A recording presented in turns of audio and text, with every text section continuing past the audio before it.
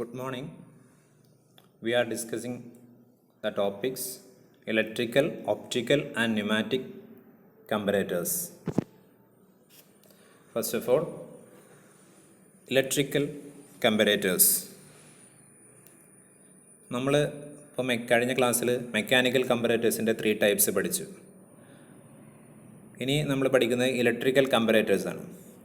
Electrical കമ്പറേറ്റേഴ്സ് മറ്റ് കമ്പറേറ്റേഴ്സിൽ നിന്ന് different ആവുന്നത് ഇതിൻ്റെ എല്ലാം നമ്മൾ മെക്കാനിക്കൽ കമ്പറേറ്റേഴ്സ് എല്ലാം അതിൻ്റെ പ്ലഞ്ചർ അല്ലെങ്കിൽ സ്റ്റൈലസ് വർക്ക് ചെയ്യുന്നതിനനുസരിച്ച് വർക്ക് പീസിൻ്റെ മുകളിലൂടെ പാസ് ചെയ്യുമ്പോൾ നമുക്ക് കിട്ടിയിരുന്നത് ഒരു ഡയലിൽ അല്ലെങ്കിൽ ഒരു റീഡിങ് മെഷറിംഗ് സ്കെയിലിലൂടെ ആയിരുന്നു കിട്ടിയിരുന്നത്.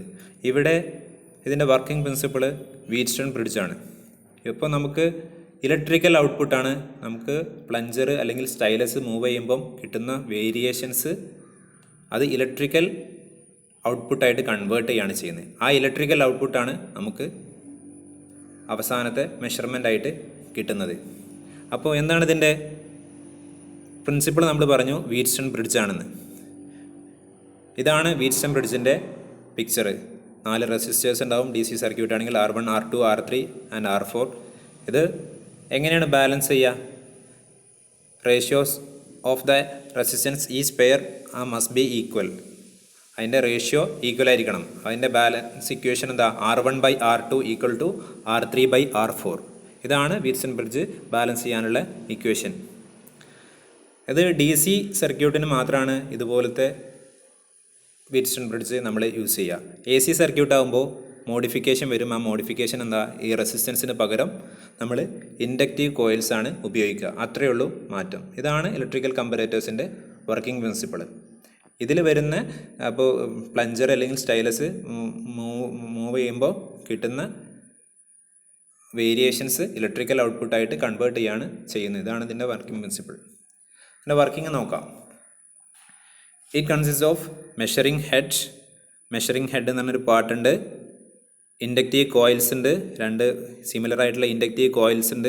ആംപ്ലിഫയർ ആൻഡ് കൺട്രോൾ യൂണിറ്റ് ഉണ്ട്. പിന്നെ ഒരു ഡിസ്പ്ലേ യൂണിറ്റ് ഉണ്ട്. സ്റ്റൈലസ് ആണ് നമ്മളെ plunger. Stylus is fixed to a spindle on which a thin soft iron plate is mounted. ഒരു തിന്നായിട്ടുള്ള സോഫ്റ്റ് അയൺ പ്ലേറ്റ് മൗണ്ട് ചെയ്തിട്ടുണ്ട് ആ 2 ഇൻഡക്റ്റീവ് കോയിൽസിൻ്റെ ഇടയിൽ ആയിട്ട്. അപ്പോൾ ഇതാണ് ഫിഗർ. നിങ്ങൾ എക്സാമിന് വരക്കേണ്ട ഫിഗർ ഇതാണ്. താഴെയാണ് work piece to be measured. അതിനെയാണ് പ്ലഞ്ചറാണ് അല്ലെങ്കിൽ സ്റ്റൈലസ് ആണ് ടച്ച് ചെയ്യുന്നത്. മെഷറിംഗ് ഹെഡ് ഉണ്ട്. അതിനെ കിട്ടിയ ഇൻപുട്ട് വേരിയേഷനെ ആംപ്ലിഫൈ ചെയ്യാൻ അല്ലെങ്കിൽ കൺട്രോൾ ചെയ്യാനൊരു യൂണിറ്റ് ഉണ്ട്. ഫൈനലി ഒരു ഡിസ്പ്ലേ യൂണിറ്റ് ഉണ്ട്. ഇത്രയാണ് ഇലക്ട്രിക്കൽ കമ്പറേറ്റേഴ്സ് ഉള്ളത്. ഇനി അതിൻ്റെ ബാക്കി പോയിൻറ്റ്സുകൾ. 2 inductive coils which are connected to in the Wheatstone bridge circuit can be electrically balanced when iron plate on the stylus in the middle position. നമ്മൾ ഓൾറെഡി പറഞ്ഞു കഴിഞ്ഞു. The displacement of the stylus result in upsetting the balance of the circuit and in the generating current. ആ displacement ആണ് electrical output ആണ് generating current ചെയ്യും. അപ്പോൾ ആ ഗാൽവനോമീറ്ററിൽ അതിനെയാണ് കൺവേർട്ട് ചെയ്ത് ഡിസ്പ്ലേ യൂണിറ്റിൽ കാണിക്കുന്നത്. The current flows in the diagonal connection causes the deflection of the pointer of the metre.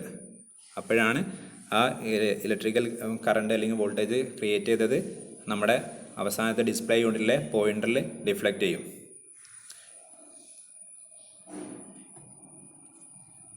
ഇനി നെക്സ്റ്റ് ഉള്ളത് ഒപ്റ്റിക്കൽ കമ്പറേറ്റേഴ്സ്. എന്താണ് ഒപ്റ്റിക്കൽ കമ്പറേറ്റേഴ്സ്? ഇതിൻ്റെ പ്രിൻസിപ്പിൾ എന്ന് പറഞ്ഞാൽ ഒപ്റ്റിക്കൽ ലിവറാണ്.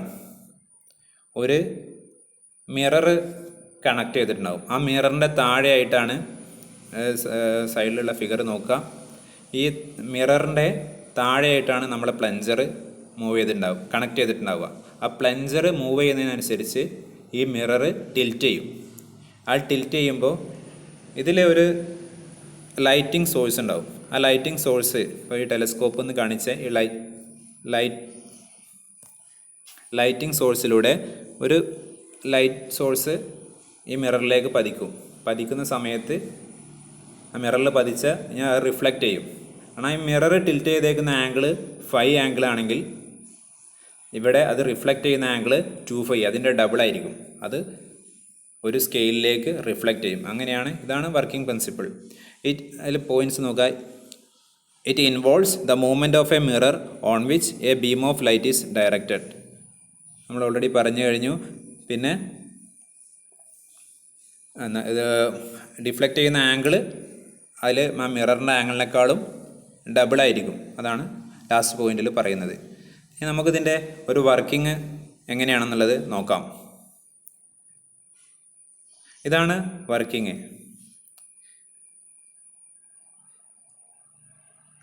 ഒരു ഒപ്റ്റിക്കൽ കമ്പറേറ്ററിൻ്റെ വർക്കിംഗ്. ഒരു ലൈറ്റ് സോഴ്സ് കണ്ടൻസർ ലെൻസ് വഴി, പ്രൊജക്ഷൻ ലെൻസ് വഴി മിററിൽ പതിക്കും. മിററിൽ പതിച്ചിട്ട് ആ മിററിൽ പതിച്ച് കഴിഞ്ഞാൽ അത് റിഫ്ലക്റ്റ് ചെയ്യും. റിഫ്ലക്റ്റ് ചെയ്യുമ്പോൾ അവിടെ ഒരു സ്കെയിൽ ഉണ്ടാവും. ഇവിടെയാണ്, താഴെയാണ് നമ്മൾ എന്ത് വെക്കുന്നത്, പ്ലഞ്ചർ വെക്കുന്നത്. ആ പ്ലഞ്ചർ മൂവ് ചെയ്യുന്നതിനനുസരിച്ച് ഈ മിറർ ടിൽറ്റ് ചെയ്യും. അപ്പോൾ വർക്ക് പീസ് മൂവ് ചെയ്യുന്ന ഫിഗർ നിങ്ങൾ നോക്കിക്കോളൂ.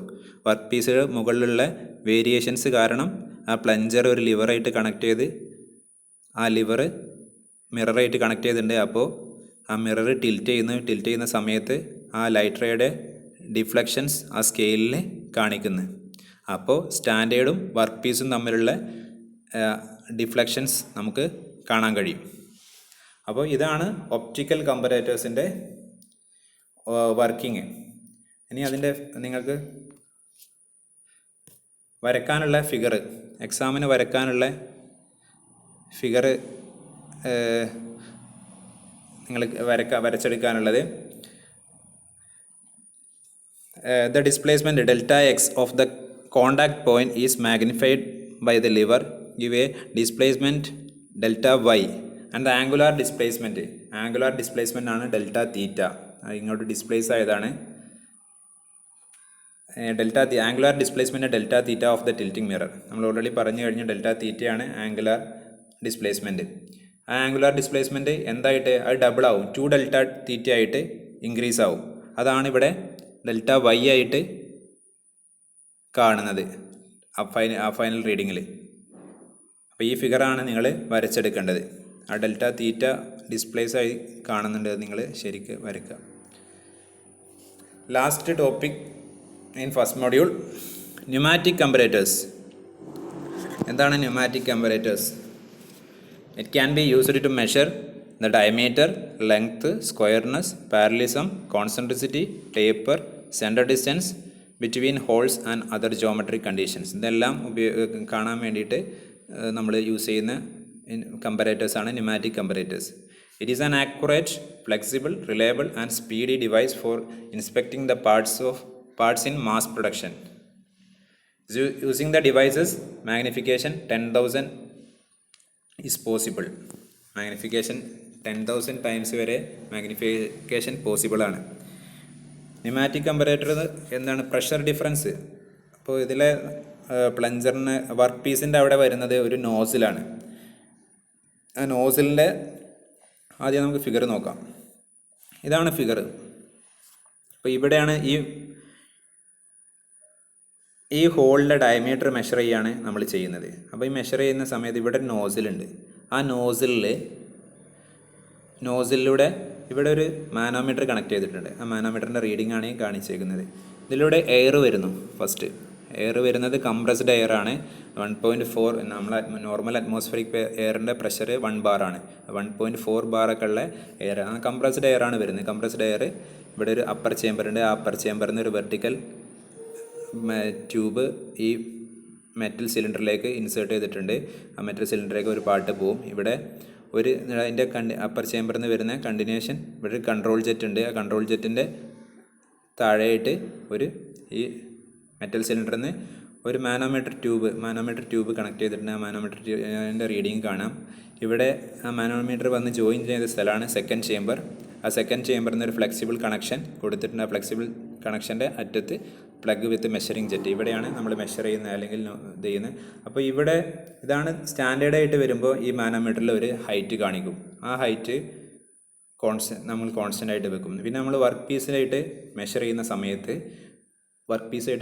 സമയത്ത് ഇവിടെ ഇതിൻ്റെ ബാക്ക് പ്രഷർ കാരണം ഈ മാനോമീറ്റർ റീഡിങ്ങിൽ ഒരു വേരിയേഷൻ വരും. ആ വേരിയേഷൻ വരുമ്പോൾ ഇവിടെ ഹൈറ്റിൽ വേരിയേഷൻ വരും. അപ്പോൾ നമ്മൾ മനസ്സിലാക്കും ഇത് വർക്ക് പീസിൽ വേരിയേഷൻസ് ഉണ്ട് എന്നുള്ളത് നമുക്ക് മനസ്സിലാക്കാൻ കഴിയും. ഇതിൻ്റെ പോയിന്റിലേക്ക് പോവാം. The working principle of pneumatic comparator is to apply a jet or jets of air very close to the surface being measured. നമ്മൾ പറഞ്ഞു കഴിഞ്ഞു, ജെറ്റ് ഓഫ് എയർ അല്ലെങ്കിൽ surface being measured. Variation in size of the component affect the aperture of escape of air and the corresponding variation in the back pressure is utilised indicate the actual dimension. നമ്മൾ already പറഞ്ഞു കഴിഞ്ഞു, back pressure വെച്ച് ആ manometer റീഡിങ്ങിൽ വരുന്ന variations ആണ് നമ്മൾ measure ചെയ്യുന്നത്. A vertical metal cylinder is filled with a water up to a prescribed level. ആ മെറ്റൽ സിലിണ്ടറിൽ വെള്ളമാണ് നിറച്ചിട്ടുള്ളത്. A tube is attached to an upper chamber is dipped into the water. ആ upper ചേംബറിൽ നിന്ന് metal സിലിണ്ടറിലേക്ക് ഒരു tube dip ചെയ്തിട്ടുണ്ട്. Air at a pressure about 1.4 bar is fed up to the upper chamber. Control jet leads from the upper chamber to the second chamber has an outlet to a glass manometer tube placed outside the cylinder. നമ്മൾ already പറഞ്ഞു ആ മാനോമീറ്ററും അതാണ് second ചേംബറായിട്ട് connect ചെയ്തത്. Second chamber is also connected to a flexible tube to the gauging plug with measuring jet. ആ ഒരു flexible കണക്ഷനായിട്ടാണ് പ്ലഗ് അല്ലെങ്കിൽ മെഷറിംഗ് ജെറ്റ് കണക്ട് ചെയ്തേക്കുന്നത്. ഇനി അവിടുത്തെ പ്രഷർ വേരിയേഷനെ കുറിച്ചാണ് പറയുന്നത്. Pressure in the upper chamber is kept constant and equal to the head of water forced down through the vertical tube. Also excess air bubbling out from the bottom of the tube. ആ ഫിഗറിൽ കാണിച്ചിട്ടുണ്ട്, ആ vertical ട്യൂബിൽ നിന്ന് ബബിള് വരുന്ന figures ആ metal സിലിണ്ടറിൽ bubbles കാണിച്ചിട്ടുണ്ട്.